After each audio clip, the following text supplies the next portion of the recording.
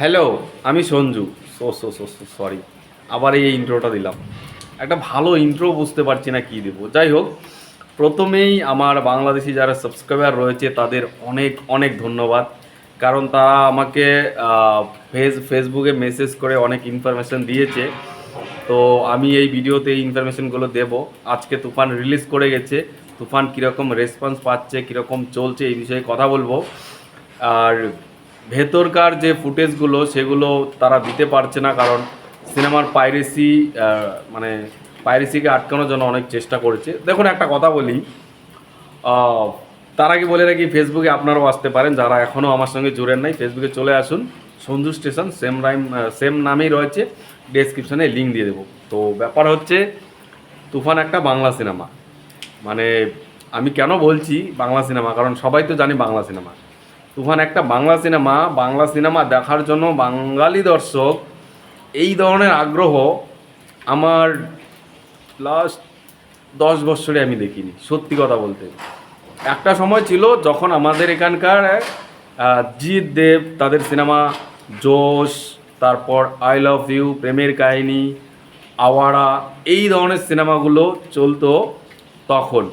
মানে সিনেমার টিকিট কাটতে যেতাম সিনেমা হলে, টিকিট পেতাম না, তারপর ব্ল্যাকে টিকিট কাটতে হতো, সিনেমার টিকিট ডবল দাম দিয়ে কিনে কিনে দেখতে হতো, কোনো দিন টিকিট না না পেয়ে ফিরে আসতে হতো। এই ধরনের সিনারি ছিল আমাদের গ্রামগঞ্জে। এবার বাংলাদেশে এখনও সেটা রয়েছে, আর সেটা তুফান করে দেখিয়েছে। কিছু লোকের কাছ থেকে আমি আপডেট পেয়েছি, তারা বলছে যে সিনেমা হলের সামনে পুরো মেলার মতো লাইন পড়ে গেছে। মানে অ্যাডভান্স বুকিং তো হয়েছেই, স্পট বুকিংয়ের জন্য লোক জানছে যে আর টিকিট নেই, তারপরও লোক হার মানছে না। সিনেমা হলের সামনে লাইন পড়ে গেছে লোকের, এতটা রেসপন্স। মানে সিঙ্গেল স্ক্রিনের কথা বলছি ভাই, এটা সত্যি কি বাংলা সিনেমার জন্য লোকের লাইন, বাংলা হিরোর জন্য? এটা মেগাস্টার, এটা রিয়ালি মেগাস্টার। মেগাস্টার না হলে এরকম স্টারডাম এই যুগে 2024-এ এসে দাঁড়িয়ে বাংলা সিনেমার জন্য জাস্ট ভাবা যায় না। মানে এটা অকল্পনীয়। মানে এটা জাস্ট কেউ বিশ্বাসই করবে না বাংলা সিনেমার সিনারি এই ধরনের।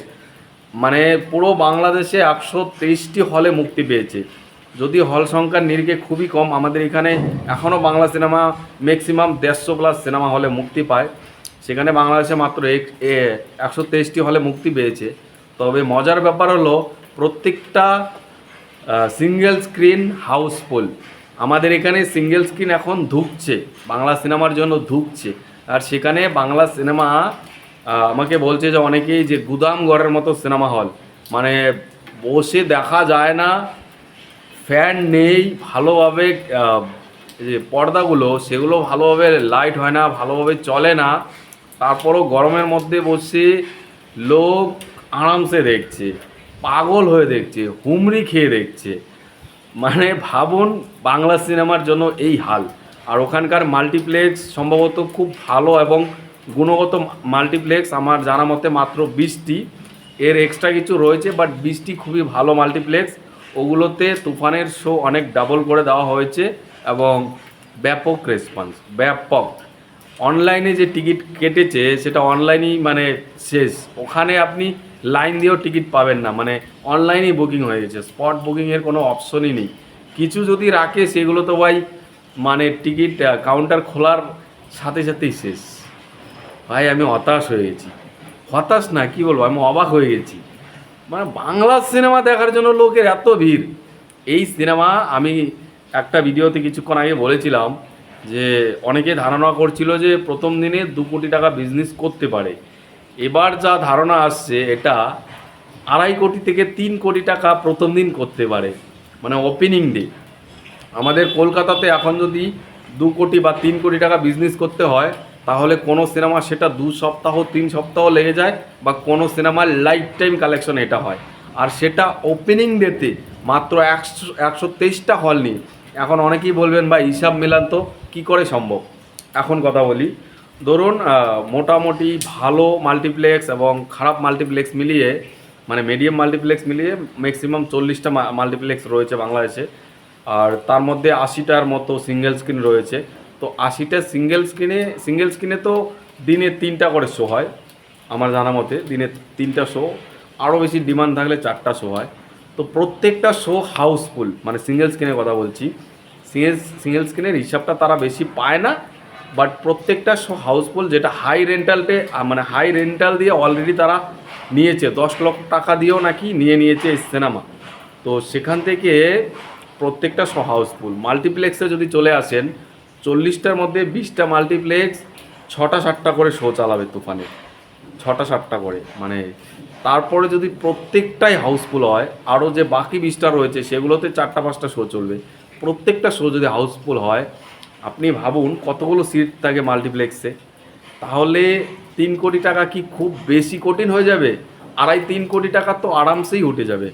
আমাদের এখানে ধরুন ওখানে 123টা হল, টোটাল শো টাইম মিলিয়ে যদি আপনি ধরেন 200 শোতে যদি রিলিজ করা হয়, 200 শোর মধ্যে যদি ম্যাক্সিমাম 170টা হাউসফুল শো যায়, তাহলে আপনি ভাবুন আমাদের এখানে ডে বাই ডে, মানে প্রত্যেক দিন 10টা 12টা, খুব ভালো চললে 20টা শো হাউসফুল যায়, মানে বাংলা সিনেমা কথা বলছি। তো 20টা শো যদি হাউসফুল যায়, যদি আপনি 200 শো হাউসফুল করতে চান, তাহলে আপনাকে 10 দিন খেলতে হবে লাগাতার হাউসফুল নিয়ে। 10 দিন পরে আপনাকে 200 শো হাউসফুল হচ্ছে আমাদের এখানে, আর ওটা একদিনই হয়ে যাচ্ছে। তাহলে আমাদের এখানে 10 দিন যদি হাউসফুল শো যায়, 10 দিনে তো 2-3 কোটি টাকা, মানে 2 কোটি টাকা তো প্লাস আসেই। আর বাংলাদেশের টিকিটের প্রাইস আরও বেশি, তো 2 কোটি থেকে 2.5 কোটি, 2.5 কোটি থেকে 3 কোটি, ওটা কোনো হিসাবের বাইরে নয়, কোনো বাইরে নয়। এই সিনেমাটা ইতিহাস তৈরি করবে। তুফান বছরে একাধবার আসে, আর যখন আসে বাংলাদেশে একদিনই 3 কোটি টাকা উঠিয়ে নেওয়ার ক্ষমতা রাখে।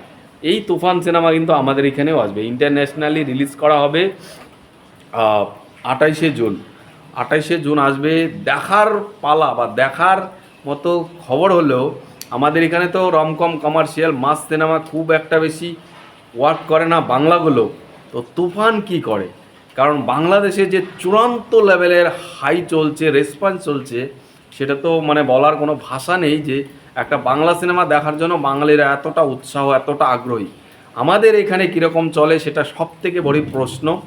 আর যদি আমাদের এখানে শাকিব খান একটা ছাপ ফেলে দিয়ে যেতে পারে, একটা ভালো, একটা মোটামুটি একটা মানসম্মত একটা কালেকশন নিয়ে যেতে পারে, তাহলে ভাই এটা বলতেই হবে যে বাংলা সিনেমার যুগ এখন অনেকটাই শাকিব খানের হাতে রয়েছে বাংলা সিনেমা ফেরানোর জন্য। তবে আমাদের এখানের বক্স অফিস না দেখে আমি বলছি না, যখন দেখবো আমাদের এখানে তারপর সেটা আমি বলতে পারবো। কিন্তু আপাতত বাংলাদেশ নিয়েই বলি, বাংলাদেশে চূড়ান্ত লেভেলের বিজনেস করছে, প্রত্যেকটা শো হাউসফুল যাচ্ছে, লোক লাইন পড়ে যাচ্ছে সিনেমা হলের সামনে। যে আপডেটগুলো আসছে এর পরবর্তীতে আরও কী কী আপডেট আসে দেখুন, কারণ অনেকেই আমাকে ফেসবুকে ফলো করে, তারা আপডেট দিচ্ছে একের পর এক। এখনও যারা ফলো করেন নাই, আমাকে চলে আসুন ফেসবুকে, আপনারাও আপডেটসগুলো দিন। আমি বলবো দেখুন, সিনেমার ভেতরে যে ফুটেজগুলো, ওগুলো তো আমাকে দিতে পারবেন না, কারণ পাইরেসি করা ঠিক না, উচিত না।